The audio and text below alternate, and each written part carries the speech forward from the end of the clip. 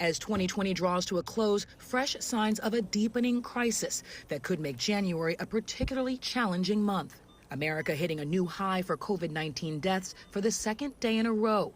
More than 3,700 people losing their lives to the virus.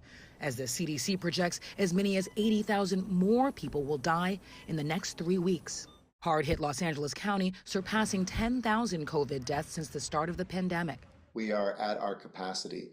And while we're seeing the caseload begin to level off, we know that 2 or 3 weeks of more hospitalizations and more deaths that follow last week and the week before caseload, we are still going to have our toughest and darkest days.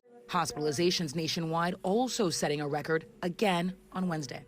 12 states reaching new highs for hospitalizations, including Georgia, where officials have set up a field hospital in an Atlanta convention center. We're at a critical point.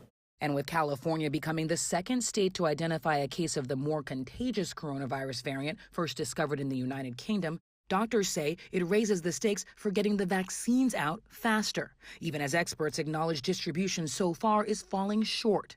Just 2.8 million doses administered out of some 12.4 million distributed, a tiny fraction of the 20 million dose goal government officials set. We would have liked to have seen it run smoothly and have 20 million doses into people today by the end of the 2020, which was the projection. Obviously, it didn't happen, and that's disappointing.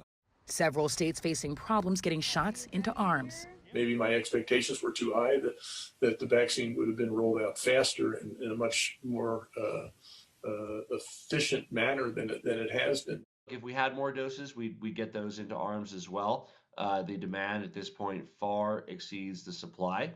Dr. Anthony Fauci saying that giving more people a first dose of vaccine to provide some protection is under consideration. You can make an argument, and some people are, about stretching out the doses by giving a single dose across the board and hoping you're going to get the second dose in time to give to individuals.